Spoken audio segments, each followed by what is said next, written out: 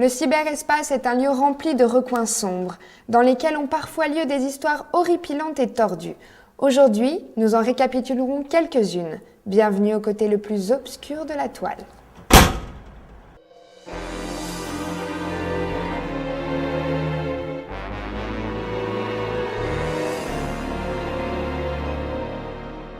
Armin Meiwes, enfant perturbé, l'éveil de sa sexualité passera par l'homosexualité, le sadomasochisme et le cannibalisme. Dans ses fantasmes les plus fous, il se voit abattre et dévorer certains de ses camarades de classe. Il a très peu de loisirs, mais nourrit une passion pour l'informatique dont il fera sa profession.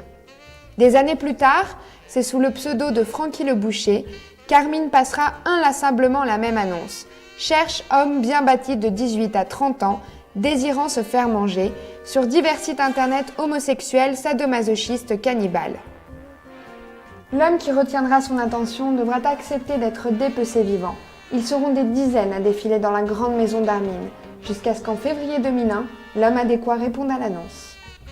C'est un certain Castor qui est fasciné par l'idée. Francky le drogue et branche la caméra vidéo. La victime volontaire est inconsciente lorsqu'il tranche son pénis.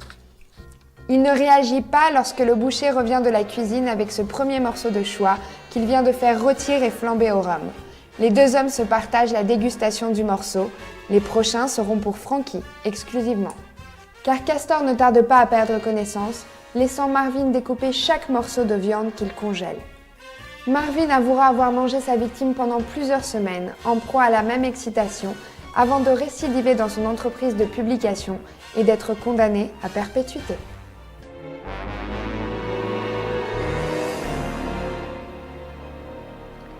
L'histoire qui suit a eu lieu dans le Minnesota.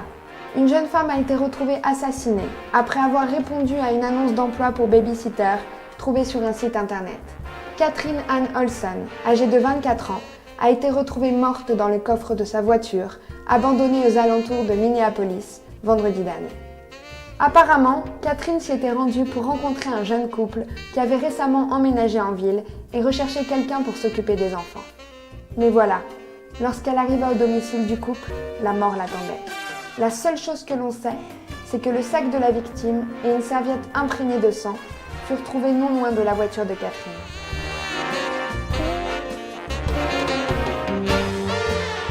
Et pour terminer, parlons de Heather Kane, 22 ans, compagnère sentimentale d'un membre de MySpace, qui aurait payé pour faire assassiner une rivale qu'elle aurait trouvée dans la liste d'amis de son compagnon. Heather aurait déboursé 400 $ et promis 1001 fois le meurtre achevé, et aurait facilité un descriptif de la jeune femme à un tueur à gages. Elle aurait confié ses intentions à un proche, qui voyant que la chose était sérieuse, s'empressa d'alerter la police, ce qui empêcha le crime d'être commis. Heather Kane, faute de payer une rançon de 90 000 $, se retrouva à purger sa peine derrière les barreaux. Alors ça y est, vous êtes prévenus. Surfez, mais faites attention aux forums dans lesquels vous entrez, aux posts que vous écrivez et aux annonces auxquelles vous répondez, car vous pourriez vous transformer sans le vouloir en protagoniste d'une de ces histoires. Joyeux Halloween!